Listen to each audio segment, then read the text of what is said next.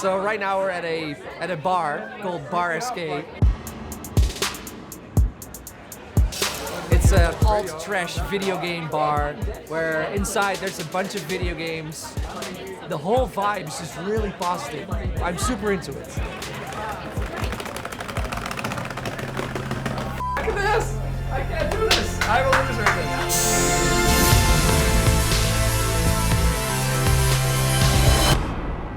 We're here in Melbourne, where we will be visiting The Arcade, which is a collaborative workspace that has really brought together people from the game scene, but also a lot of people coming from the art side of things here.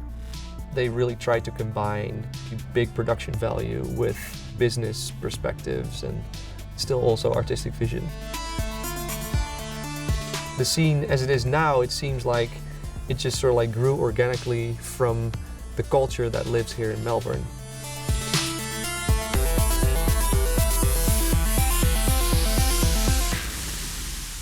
Should me make myself a cup of coffee? No, please do. That. Curious to see and hear more about the arcade and you, and how this all began and all that kind of stuff. In fact, this is the very first thing we bought for the arcade.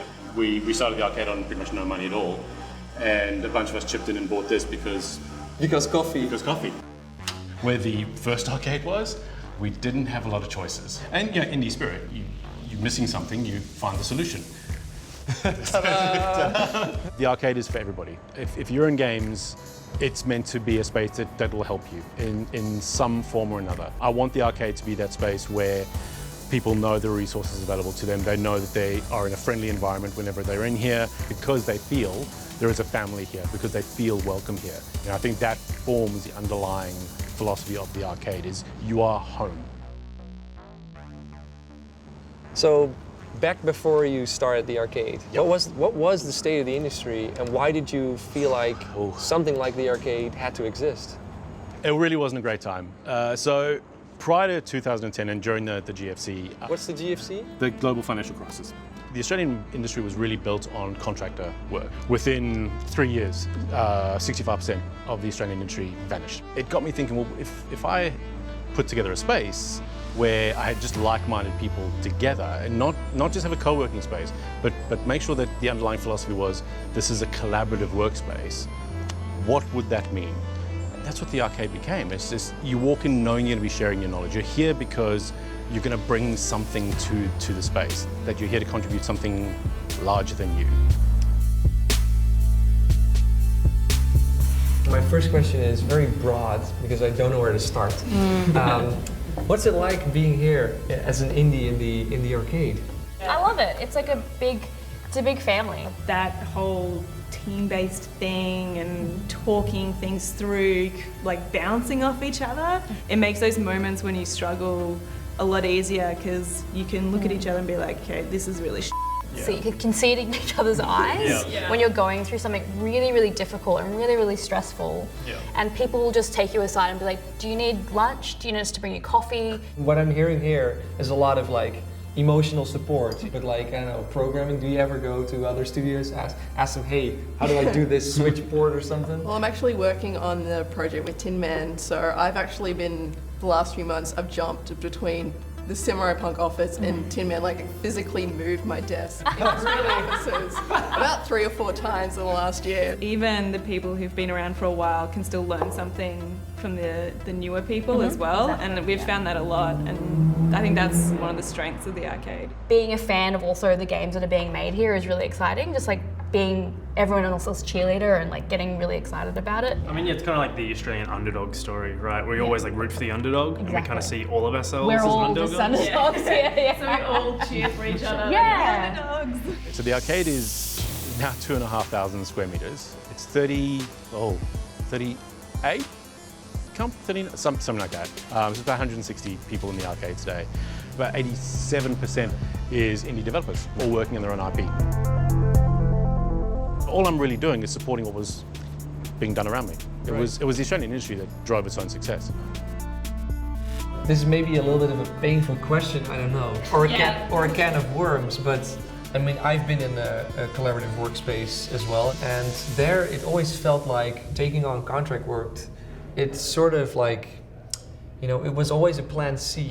And it seems like, I mean, hearing you guys talk about this, that's not at all how people feel about that here. No, the reality is that most of us will never make that big thing. Like, that's just the reality. But if we want to keep making games that we want to make and create the experiences that we want to make for people, then doing contract work allows us to do that. Yeah, I mean, totally. We're balancing between our own contract work and contracting out. So, like, I don't see a difference between contracting out to create an app for someone or to create a game for someone and me paying an artist to do some work on one of our titles. I don't see the difference. It's just like a circle of people getting paid to do work. Especially in Melbourne, because I think we've just had to struggle too hard to get to where we are. So it's just a part of the norm. Like, most of the companies here have had to do contract work at some point. Right. Australians love people that struggle. Indie developers, they have a certain love for maybe a very niche thing. I actually find it very inspiring. There are people that try to map emotions and try to make a game about that. There are people that try to make interactive certain parts of their daily lives through games. They try to make that come alive. If you find a way to both tell a story and have the mechanics just like really intertwine with that because the interactions totally align with the narrative part, then you've got a way to make players really part of the story. And that seems magical to me. I mean, I love the word magical. I think about that all the time when when thinking about game design, because I think what we do is magic. It's like we spend years working on something really hard just to deliver a couple of minutes where people go, wow, how did anybody do that? Like, how does that happen in my phone? And I think that's what keeps me interested in games. I want to create those magic moments. Right, yeah. I think game designers tend to be hardcore gamers that grew up, obsessively playing with games, but they tend to want to recreate the stuff that they grew up with. And I don't think we should limit games to that. I think there's a big opportunity to broaden the horizons of our art form. But I think that requires looking outside of gaming culture.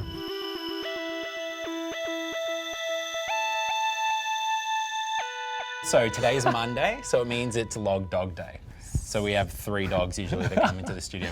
We're big on morale here. Yeah. So productivity is absolute garbage when the dogs are in, but morale is incredibly high. So it balances out, we're playing the long run. First of all, if you make a video game, like, hats off to you. It's like one of the most complex tasks you will ever create. And then if you make a good one, wow, like, that's incredible. And then if you make a good one that people actually buy, that's like an absolute hat trick. That's like 3-fold success. And so when you do that, if you have a game that you can actually carry on and you can take that audience and you can service them with content that they're after, but then they're also willing to support you as a developer by purchasing that content ongoing, then that's an ideal scenario. And I mean, it's why all the publishers are pushing it that way, of course, why games as a service is a big conversation. And so, like, the community pushes and pulls in different ways about how they want the game to look and play and feel. Whether we come into the studio or not, they're there and they'll be like, hey, what's going on? We want this thing, or there's this bug, or what about this feature that you mentioned once on a podcast 4 years ago? Is that coming? So, have you done that a lot? Yeah, I get in trouble with it.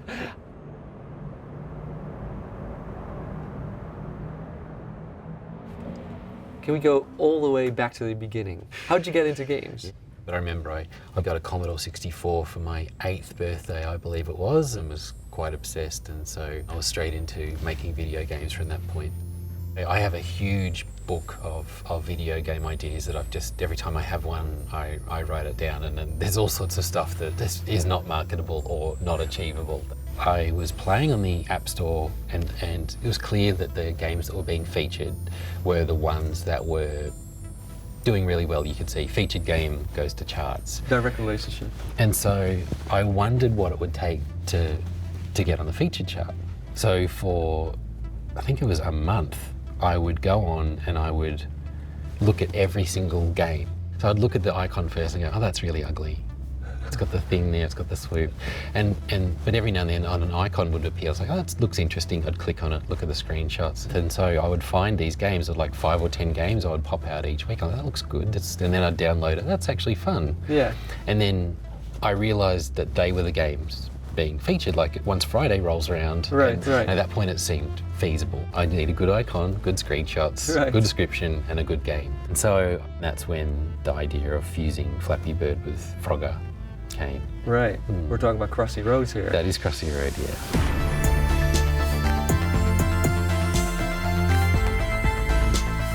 It released and very quickly climbed the chart and then just stayed there for 3 or 4 months, yeah. For a game you made in how many down. weeks? It was 12 weeks in the end, yeah. 12 weeks? Yeah. That seems bonkers to me. Yeah, of course. Yeah.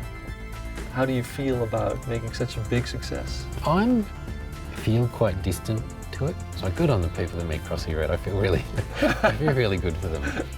For me, marketing and design are completely inseparable because marketing is that skill of being able to know this game isn't for you, it's for all the players, it's for the customer base, and you need to think about it with regard to them.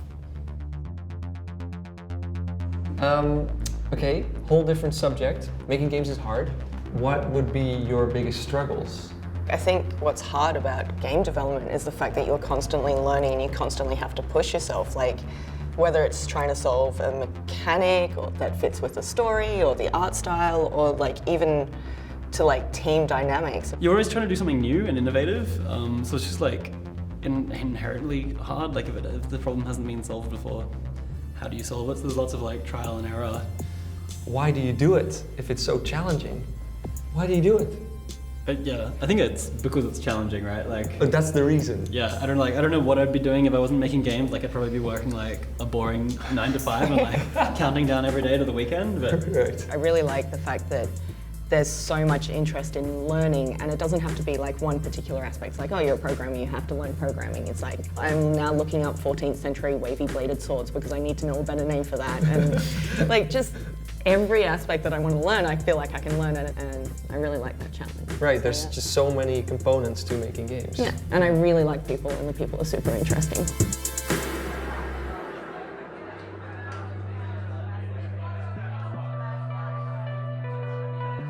I guess that's like one of the questions I've been asking a lot, like why the f do people do it, you know? It's so challenging to make games, it's so difficult. It's financially hard, it's artistically hard, and yet so many people are doing it. They're actually doing it. It's been a really amazing trip, like extremely inspiring to talk to all these game developers in depth about what they're doing, what their perspectives are, how they're doing things, what their struggles are, why they do it in the first place. And having talked to all these people has been tremendously motivating to me.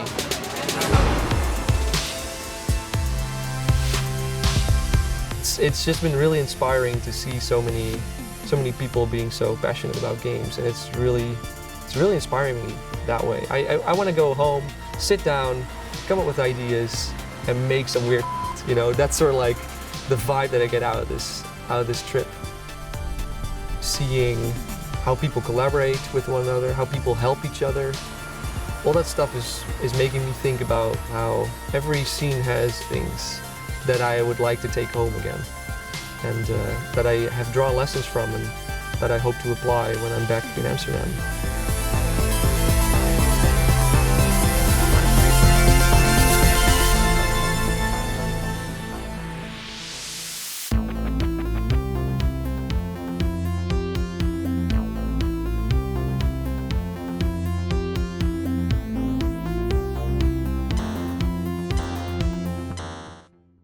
All right, let's cut. Cutting.